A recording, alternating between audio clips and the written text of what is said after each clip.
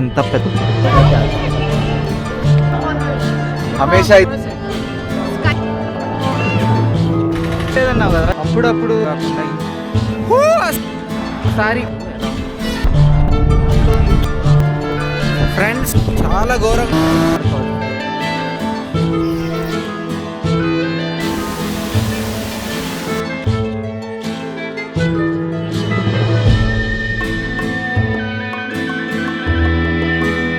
Hello everyone, నేను Avinash Akira, citizen speaks India.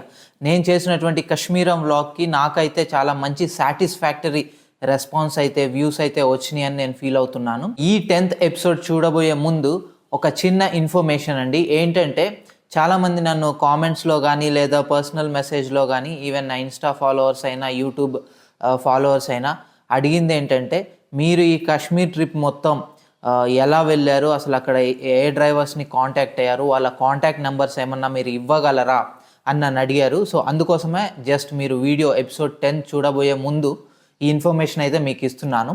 So మేము first చాలా టెన్షన్ ఉండింది, బట్ లక్కీగా మాకైతే మంచి ట్రావెల్ వాళ్ళే దొరికారు. Travel in the sense trip మొత్తానికి కాదు, జస్ట్ క్యాబ్ బుకింగ్కి.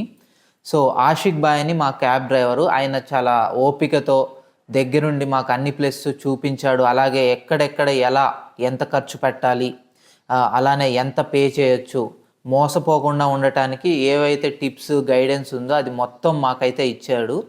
సో మేము చాలా చాలా హ్యాపీగా ఫీల్ అయ్యాము అలాంటి డ్రైవర్ దొరికినందుకు. సో యాక్చువల్గా ఆయన చేసేది వచ్చేసి ఆషిక్ బాయ్ని ఇంకొకరు ఉన్నారు. సో ఆయన ట్రావెల్స్లో ఆయన చేస్తారు. పీస్ ఆన్ హిమాలయాస్ అనే ఒక ట్రావెల్ ఏజెన్సీ అనమాట ఇది. సో వీళ్ళు మీకు ఆల్ కైండ్స్ ఆఫ్ వెహికల్స్ అయితే ప్రొవైడ్ చేస్తారు. మీరు ఎన్ని రోజులకి కావాలో అన్ని రోజులకి వీళ్ళు ప్రొవైడ్ చేయడం జరుగుతుందన్నమాట. So peace on Himalayas and ఆ రిలేటెడ్ కాంటాక్ట్స్ అయితే మీకు ఇప్పుడు స్క్రీన్ మీద డిస్ప్లే అవుతున్నాయి. సో ఇమ్రాన్ భాయ్ కాంటాక్ట్తో పాటు ఆషిక్ భాయ్ కాంటాక్ట్, ఇద్దరు కాంటాక్ట్ అయితే నేను ఇచ్చాను. సో మీరు ఎవరికి డయల్ చేసి బుక్ చేసుకోవాలన్నా కూడా it is the same process అనమాట. వీళ్ళు చాలా కంఫర్టబుల్గా మిమ్మల్ని మొత్తం కాశ్మీర్ అంతా తిప్పేస్తారనమాట. మీరు తీసుకునే ప్లాన్ని బట్టి కూడా ఉంటుంది. But on an average per day ఇంత అనేది అయితే అక్కడ ఫిక్స్డ్ రేట్ ఉంటుంది. కాశ్మీర్ మొత్తం అలాగే ఉంటుంది. యూనియన్ ట్యాక్సీ ఛార్జెసే అప్లికబుల్ అవుతాయి అన్నమాట. ఇన్నోవాకి అయితే ఇంత, స్విఫ్ట్ డిజైర్కి అయితే ఇంత, టయోటా నెక్స్ట్ ఫార్చునర్కి అయితే ఇంత, ఇట్లా ఉంటుందన్నమాట. సో వీళ్ళు నాకైతే మాతో అయితే చాలా జెన్యూన్గా ఉన్నట్టు అనిపించింది. హోప్ మీరు కూడా కాశ్మీర్ వెళ్తే వీళ్ళ ద్వారా వెళ్ళండి. అండ్ ఇది ఎలాంటి పెయిడ్ ప్రమోషన్ అయితే కాదండి, కేవలం నా ఫాలోవర్స్ నన్ను అడిగారు కాబట్టే నేను చెప్తున్నాను. సో ఎలాంటి పెయిడ్ ప్రమోషన్ అయితే ఇందులో లేదు. సో మీరు ఈ ట్రావెల్స్ కాకపోతే వేరేదైనా వెళ్ళండి. సో ఈ ఇన్ఫర్మేషన్ కోసం. అండ్ ఇంకొక పాయింట్ కూడా చెప్పాలనుకుంటున్నాను. సో కాశ్మీరం నేను అలా సరదాగా స్టార్ట్ చేశాను అండ్ నాకు వీలైనంతే కవర్ చేశాను. చెప్పాలంటే అంత ఇన్డెప్త్గా కూడా వెళ్ళి చేసిన వ్లాగ్ అయితే కాదు. సో అందులోనే నాకు మంచి రెస్పాన్స్ అయితే ఇచ్చినందుకు ఫస్ట్ ఆఫ్ ఆల్ థ్యాంక్స్ అండి. అండ్ ఇంకా ఇలాంటి వ్లాగ్స్ చాలా చేయాలని నేను అనుకుంటున్నాను. సో ఇప్పుడైతే 10th ఎపిసోడ్ అయిపోయింది. సో అది మీకు లైవ్ అవుతుంది. మోస్ట్ ప్రాబబ్లీ లైవ్ అయితేనే మీరు చూస్తూ ఉంటారు. దాని తర్వాత one final episode 11th episode అయితే ఉందండి. అండ్ ఆ 11th ఎపిసోడ్లో నాట్ జస్ట్ ఈ కాశ్మీరం అనే వ్లాగ్ సిరీస్ ఫినిషింగే కాదు, ఒక మెమరబుల్ మూమెంట్స్ కూడా నేను పెట్టబోతున్నాను. సో ఈ వీడియో చూసిన వాళ్ళందరూ డెఫినెట్గా 11th ఎపిసోడ్ అయితే మిస్ అవ్వకండి. సో మీరు నాకు ఇచ్చే బూస్టప్, నేను ఎప్పుడు జెన్యూన్గా నా ఛానల్ పేరే citizen speaks India. So citizen speaks India అంటేనే అందులో ఒక జెన్యూనిటీ ఉండాలనే ఉద్దేశంతో పెట్టాను. నేను ఎవరిని కూడా ఎలా అంటే మీ వ్యూస్ ద్వారా నేనేదో డబ్బులు సంపాదించి పెట్టింది అయితే కాదు. ఎందుకంటే నేను ఆల్రెడీ మీడియాలో చేస్తాను. సో నాకు వేరే ఇన్కమ్ ఉంది. ఇది ఇన్కమ్ కోసం అయితే నేను పెట్టలేదు. డెఫినెట్లీ నేను ప్రజలతో కనెక్ట్ అవ్వడానికి ఇది ఒక రీజన్. అండ్ దీని main agenda, citizen speaks main agenda అయితే వేరే ఉంది. బట్ నాకు ఇనీషియల్గా ఎంతో కొంత ఆడియన్స్ మన ఛానల్ని ఎక్కువ మంది చూస్తే, నేను ఏదైనా ఒక వ్యాలిడ్ పాయింట్ కానీ ఇన్ఫర్మేషన్ కానీ చెప్పినప్పుడు అది ఎక్కువ మంది చూడాలి. కాబట్టి ఇనీషియల్గా కొంచెం వ్లాగ్స్ అయితే బెటర్గా ఛానల్ ముందుకెళ్తుంది అన్న ఉద్దేశంతో వ్లాగ్స్ అనేవి చేస్తున్నా. కానీ ఈ సిటిజన్ స్పీక్స్ ఇండియా ఛానల్ యొక్క ముఖ్య ఉద్దేశం వేరు, మోర్ ఆఫ్ సోషల్ రెస్పాన్సిబిలిటీ. అది నాకు సబ్స్క్రిప్షన్స్ అండ్ నాకు ఫాలోవర్స్ పెరిగినప్పుడు నేను డెఫినెట్లీ ఏ పాయింట్స్ సొసైటీ రిలేటెడ్గా టచ్ చేయాలనుకున్నానో అవైతే నేను ప్రజెంట్ చేస్తాను నా ఛానల్లో కానీ, అలాగే అకీరా అవినాష్ అనే నా ఇన్స్టాగ్రామ్ అకౌంట్లో కానీ. సో డెఫినెట్గా మీరందరూ నన్ను వీలైనంత వరకు సబ్స్క్రైబ్ చేయండి. సో నన్ను ఎంకరేజ్ చేసినందుకు మీరు రిగ్రెట్ ఫీల్ అయ్యేలాగా అయితే మాత్రం నేను చేయను. డెఫినెట్లీ మీకు హెల్ప్ అయ్యే ఇన్ఫోటైన్మెంట్ కానీ ఇన్ఫర్మేషన్ కానీ నేను ఇస్తూనే ఉంటాను. Thank you. Citizen speaks India signing off. ఈరోజు ఫెల్గామ్లో ఉన్నాము. ఫెల్గామ్ నుంచి 2 సెలెక్ట్ చేసుకున్నాము, ఎందుకంటే చందన్వాడిలో మంచు ఎక్కువగా ఉందంట. ఆల్రెడీ మా వాళ్ళకి కొంచెము హెల్త్ ఇష్యూస్ వచ్చినాయి కాబట్టి దాన్ని కొంచెం మేము స్కిప్ చేసి అరు అండ్ బేతాబ్ వ్యాలీకి అయితే వెళ్తున్నాం మేము. సో చూడాలి ఎట్లుంటుంది, వెరైటీగా ఉంటుందని. అంటే ఇక్కడ మొత్తం మనం మళ్ళీ కామన్గా ఒక కార్ బుక్ చేసుకున్నా కూడా ఇక్కడికి వచ్చినాక మళ్ళీ యూనియన్ స్పెషల్ వెహికల్ తీసుకోవాల్సి ఉంటుంది. సో మాకు ద చీప్ అండ్ బెస్ట్ ఏదని చూస్తే ఇక్కడ ఆమ్ని వచ్చిందనమాట 1600కి. సో ఆ ఆమ్ని తీసుకొని పోతున్నాము. ఇప్పుడు అరు అండ్ బేతాబ్ ఈ 2 వ్యాలీస్ తిరిగి వస్తాం అనమాట మేము. అది మంచిగా మా రథ చోదకుడు కూడా పంజాబీ సాంగ్స్ ఫుల్ వైబ్, అదిరిపోయినాయి సాంగ్స్, పంజాబీ సాంగ్స్ అయితే. ఇక్కడ నుంచి బోనీకి ఒక 1 అవర్ అయితే పడుతుందంట.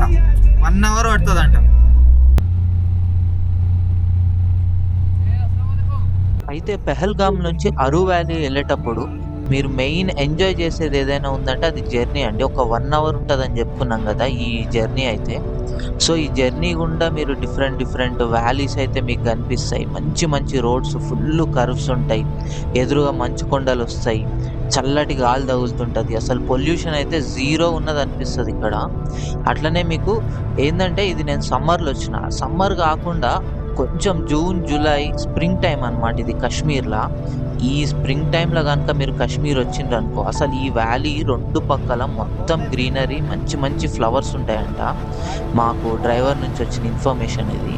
చాలా బ్యూటిఫుల్ అయితే ఉంటుందంట. సో ఈ రోడ్ వెంబటి అట్లా కర్వ్స్ ఎట్లుంటాయంటే ఇంకా ఆల్మోస్ట్ ఇక చాలా డీప్ కర్వ్స్ అయితే ఉంటాయి. మీరు ఆ బాడీ రోల్ అనేది ఫీల్ అవుతారు వెహికల్లో. చాలా మజా వస్తుంది ఆ బాడీ రోల్ కూడా. మేము తీసుకుంది ఆమ్ని కాబట్టి ఇంకా ఎక్కువ ఉంటుంది బాడీ రోల్. చిన్న వెహికల్ అసలు ఫుల్ మజా అయితే వస్తుంది మాకు. అట్లనే ఇప్పుడు ఏదైతే మనం రోడ్ వెళ్తున్నామో ఆ రోడ్ పక్కెంబటే లిడ్డర్ రివర్ అనేది మనల్ని ఫాలో అవుతూ వస్తుంది అనమాట. సో ఆ రివర్ గుండా రివర్ని చూసుకుంటూ పోతుంటే చాలా మంచిగా అనిపిస్తుంది. ఒక కనిపిస్తుంది కదా, అదే లిడ్డర్ రివర్ అనమాట. ఈ కాశ్మీర్ మొత్తం ఫ్లో అవుతూ ఉంది ఆ రివర్ అయితే. అసలు ఆమ్నీలో రైడ్ అయితే మస్తు అనిపిస్తుంది నాకు. వెంటో లేదు, ఈకో స్పోర్ట్ లేదు, జై ఆమ్ని. బాడీ రోల్ అవుతుంటే మజా వస్తుంది మొత్తం. సో ఇప్పుడు చూస్తున్న రోడ్ అయితే ఇది నా ఫేవరెట్ రోడ్ అండి. ఎందుకంటే నాకు చాలా బాగా నచ్చింది. ఎందుకో తెలియదు కానీ ఈ రోడ్లో అయితే ఒక మ్యాజిక్ ఉంది. వన్స్ ఈ రోడ్కి రాగానే నాకు మనసుకైతే చాలా మంచిగా అనిపించింది అనమాట. ఇన్ కేస్ నా ఓన్ వెహికల్ ఉండుంటే మాత్రం డెఫినెట్లీ నేను ఇక్కడ ఆగి కొద్దిసేపు అలా టైం స్పెండ్ చేసి వెళ్ళేవాడిని. మేము ఆల్రెడీ వెహికల్ రెంట్కి తీసుకున్నాము, టైం అయిపోతూ ఉంది, తిరగాల్సిన ప్లేసెస్ ఉన్నాయి కాబట్టి ఈ రోడ్లో అయితే ఆగలేకపోయాను. బట్ ఇప్పటికీ నేను రిగ్రెట్ అవుతున్నాను. అట్లీస్ట్ డ్రైవర్ని ఒక 10 మినిట్స్ ఆగమని చెప్పి ఇక్కడ నేను స్పెండ్ చేస్తే బాగుండేది. సో ఫైనల్లీ అరు వ్యాలీకి వచ్చేసినాం. అదో ఇది అరు వ్యాలీ. ఇది మేము వచ్చిన వాహనం, ఇది ఓమ్ని. అంతా కూడా అవసరం లేదంటుండు, 1/2 అవర్లో వచ్చేయండి. ఎక్కువ ఉన్న ఆడ జామ్ అయిపోతుంది అంటుండే అరు valley. Betaab valley no issue, ఆడ ఎక్కువ టైం ఉన్నా ఏం కాదు అంటూ. ఇప్పుడైతే అరు వ్యాలీలో ఉన్నాం. అట్లా నడుచుకుంటే ఇక అరు వ్యాలీకి పోవటమే అనమాట. మంచిగా ఇంకొక దూరం నడవాలా. ఇక్కడ పానీలు గిన్నీలు ఉంటాయి కానీ అవసరం లేదని చెప్పిండు మా డ్రైవర్ అయితే. సో అందుకనే ఇక బై వాకే వెళ్దామని డిసైడ్ అయ్యాను. రివర్ పాయింట్, కేవ్, అరు వ్యాలీ ఇవన్నీ ఫెహల్గామ్లో అన్నమాట.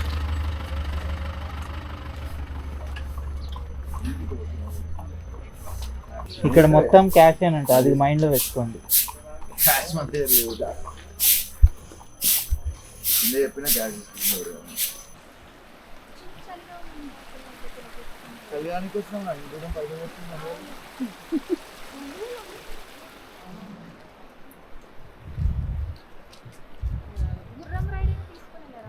సో ఇక్కడ అరు వ్యాలీలో హార్స్ తీసుకోవడం వేస్ట్ అంట. మీరు తీసుకోవాలనుకుంటే బేతాబ్ వ్యాలీలో తీసుకోవచ్చు అని చెప్తుండ్రు డ్రైవర్. డ్రై ఫ్రూట్స్ చూడండి ఎంత బ్యూటిఫుల్ ఉన్నాయి. एक्चुअली हमारा क्या है ना, हम कैश ड्रॉ करना भूल गया, अच्छा पूरा ऑनलाइन सही हो पाता, अब कैश भूल आप गया। ऑनलाइन कर सकेंगे मतलब हाँ। ये कैसे देंगे? अगर आपको लेना है अभी तो जो आदमी यहाँ ఇవి आएगा డ్రై ఫ్రూట్స్ అమ్మనికి రా ఇవి అమ్మ నీకేరా అదే ఎక్కువ క్వాంటిటీలో जो టేస్ట్ आदमी చేయడానికి ఇయ్యడుగా जो आदमी आएगा కొంటారా మరి మనం ఆల్రెడీ కొనేసుకున్నాం भैया एक टेस्ट के लिए क्या है ब्लूबेरी బ్లూబెర్రీ ఎన్నిసార్లు బ్లూబెర్రీ కొత్తది ఏదైనా టేస్ట్ చేయి. కొత్తనే క్యాండీస్ 150 ग्राम 100 रुपया। अभी यहाँ है ना ये भी नेटवर्क का प्रॉब्लम है यहाँ हाँ।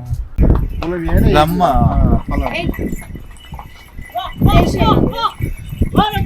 ఈ చూస్తుంటే నోరు ఊరుతుంది, ఎంత ఫ్రెష్గా ఉన్నాయి చూడండి. చెర్రీ ఫ్రూట్స్ ये पाइनएप्पल है, ये कैनबेरी, हाँ। ये मिक्स ड्राई फ्रूट, वो मैंगो कैंडी, ये ये है ब्लूबेरी पुलम, ये है चेरी, हाँ, हाँ। ये ग्रीन पीच है, ये वो मतलब जो ये ना ये टूटी फूटी है, ये ब्लूबेरी है, हाँ। वो पाइनएप्पल का है, वो इसको अप्रकाट है, हाँ। वो रोजबेरी है, ये रेड इसको पीच है, हाँ। कीवी है, हाँ। वो कीवी है वो वाला कीवी। अच्छा, हाँ ये मैंगो है, कौन? ये हाँ ये कीवी है, ये चेरी है, सीड के बैग है, हाँ। मैंगो है, ब्लैकबेरी, हाँ। ये ब्लैक किशमिश। ఇక్కడ చూస్తుంటే మొత్తం ఫ్రూట్స్ స్పెషల్ అనుకుంటా. చెర్రీస్ కానీ బ్లూబెర్రీస్ కానీ అన్నీ అసలు అదిరిపోయినాయి మొత్తం.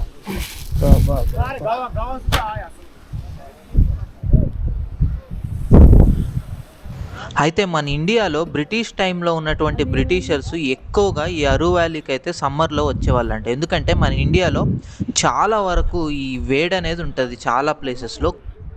సో ఇక్కడ అరు వ్యాలీ మొత్తం డ్రెస్సులు ట్రై చేయడానికి అన్నీ ఉన్నాయి, కాశ్మీరీ కైండ్ ఆఫ్ డ్రెస్సులు అవన్నీ. ఇవి మనకు బేతాబ్ వ్యాలీలో కూడా వస్తాయి యాక్చువల్లీ. వ్యాలీ అయితే మంచిగా ఉంది కానీ కాకపోతే టూ మచ్ పొల్యూషన్ ఉంది, ఎక్కడ పడితే అక్కడ ప్లాస్టిక్. ఫస్ట్ అసలు ఈ ప్లాస్టిక్ని బ్యాన్ చేయాలి, అప్పుడు బాగుంటుంది.